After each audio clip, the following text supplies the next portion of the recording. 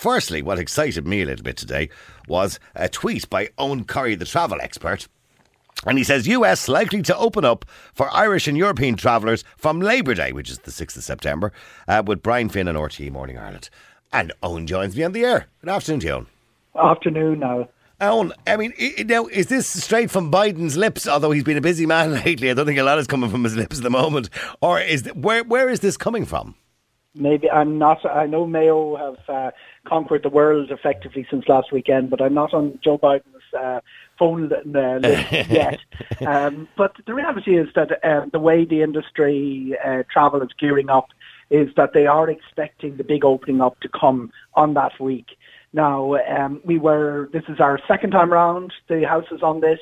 There was pretty much an expectation there in July. There was even some sort of suggestion because we haven't had a pro-Irish White House administration since John F. Kennedy's time, that Ireland might be given a sort of special favour on this.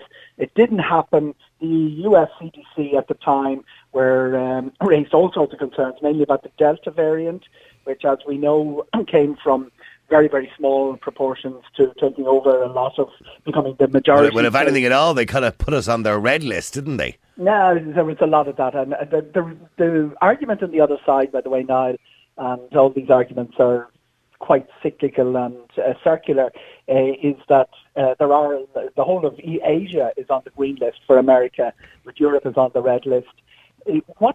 Where it goes back to is there was a little bit of politics when the previous administration was putting their advisories in place. That's the suspicion. Nobody will ever admit to that. But anyway, it doesn't really matter. The US CDC said, we're not putting Europe on the green list. That was back in July. The next time we come up for consideration for the parole, in front of the parole board will be in the coming, probably sometime next week, and the expectation is Labour Day will be the day that we get. Because it must be hitting them pretty hard. Tourism wise, places like Florida, New York, Chicago, LA, all these places that were popular, for Irish travellers. It must be hitting them pretty hard because at the moment the rules are on. You can only go if it's a necessary journey, or indeed you have a visa or green card to work in America, and even then you have to isolate from certain countries when you get there for 14 or 10 days or whatever it is, and test yourself after 5. So it is, at the moment, it's pretty much a no-go, isn't it? Well, the flights which are resuming, the Washington Air Lingus flight resumed there on August the 13th. They're filled with Americans. Americans can come and go as they please because we're letting them in, vaccinated Americans. Yeah. The other direction, there's no chance of getting in. Even if your paperwork is in order, and a lot of people are exempt from this, including journalists on essential business, but elite sports people. We've heard lots of cases of people being turned back at the airport by the US customs immigration people, not because their papers weren't in order, but because they couldn't get someone at the end of the phone 5 hours behind in America to verify it. It's been very difficult for anyone going into America from our side on an Irish without a US passport. Now, you did say this must be hurting them. The reality is the equivalent of what happens in Europe, where tourism is very important. We have a minister for tourism. Almost every country has a minister for tourism. In America, they don't. They regard tourism, inbound tourism, as ephemeral and something that really doesn't matter. The US travel, Roger Dow, the equivalent of Fáilte Ireland in North America, spends an awful lot of his time trying to be heard, but they don't treat it as seriously over there. So in the big debate, commerce will be talked about a lot, and the signing of contracts and things like that, but US inbound tourism, even though it's really important for the US, the politicians don't think like that. They think I suppose there was always that argument, wasn't there? An argument before that something like 52% of Americans don't even have a passport. In other words, they don't travel outside of America. So domestic tourism has always been a big thing over there anyway. Yeah, absolutely. And the reality is that that's you can, if you needed a passport to go from New Jersey to New York, everybody would have one. They do tend to travel within the United States, and they are traveling in numbers within the United States. They're way, way ahead of us in terms of the take-up of aviation. European aviation is back to 74% of the levels it was in 2019. The US would be 10 percentage points ahead of us on that, and China as well. So they are, things have returned to normal, but they have this thing. Keep the Europeans out, and the main reason is that the CDC balked in July. We expect things to get moving, and September, it's Labour Day, September the 6th. Is the date they expect people to start moving again. And I'm assuming then they will reopen. The way they do that, I mean, is reopening the visa waiver system, which has been suspended currently at the moment. Suspended, absolutely. And people are getting in, by the way. People are getting in for the student visas.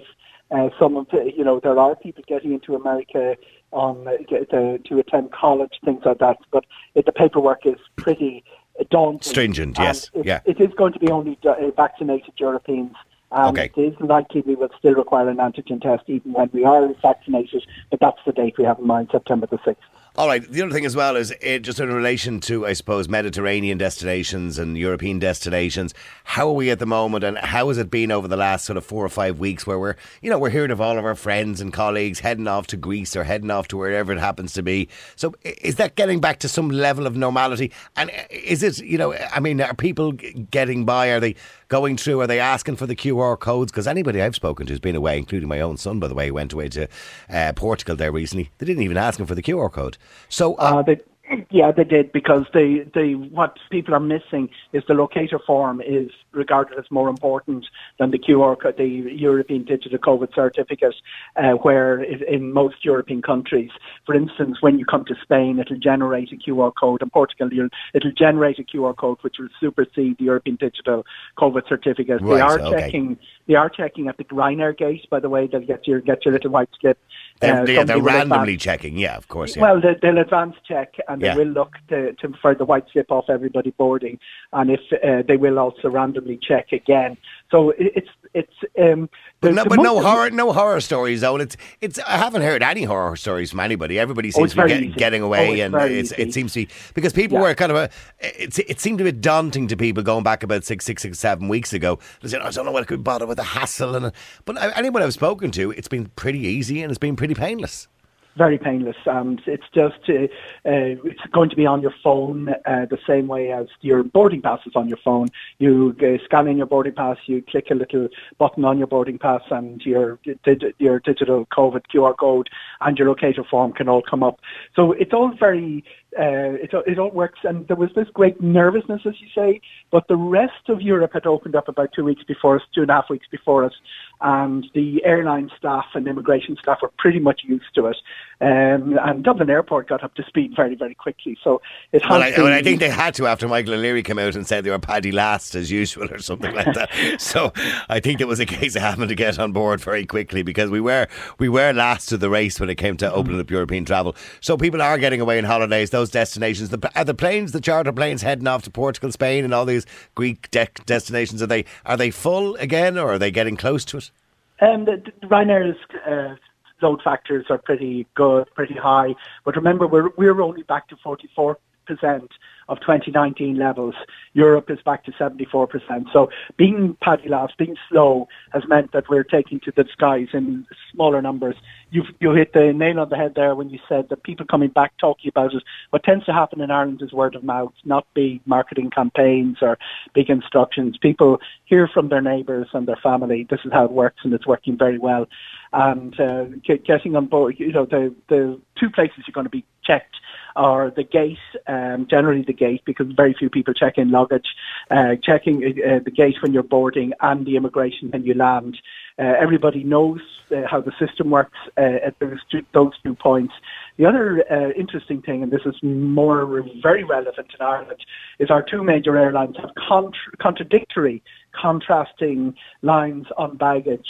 Ryanair wants you to bring the bag on board. They say fewer hands on every bag is the safer policy. Aer Lingus don't want you to bring the bag on board. They incentivise you putting it in the hold, because they're thinking of the speed of bringing people on board and off board the aircraft. They're completely contradictory baggage policies. Both of them make sense in their own way, but it is causing a little bit of confusion. But the other really important thing is, and I said it already, the locator form. In Spain, for instance, they look for the municipality. When you're filling out the locator form, not everybody knows where that is, but it stops you getting to the next page. So it's something to check out in advance before you start filling the locator form. Locator form, an extra bit of hassle, but as I say, once you reach the gate, and those everything is in order. You're flying through. In fact, I thought it would take longer to board. It would take longer to get off the other side. It isn't at all. Okay.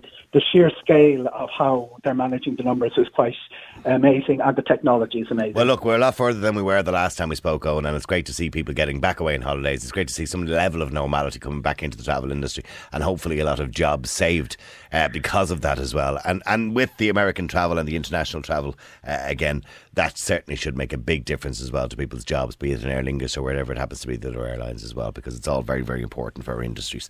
Listen, thank you very much indeed, Eoghan. Appreciate you coming on there. Niall, thank you. There you go, editor of Air and Travel magazine. Also, you can go to his website, by the way, as well. It's owncorry.com if you want to try and get some more information there. And certainly Eoghan is the expert when it comes to travel. I'd like to go away on holidays alone, because at least he'd know exactly what you're supposed to be doing. Because you know, when you get to an airport, there's a lot of anxiousness. Okay, what do I do? What do I need? I have to fill out this form. If he went with Eoghan, he'd be grand. He'd know everything. He'd be on the ball.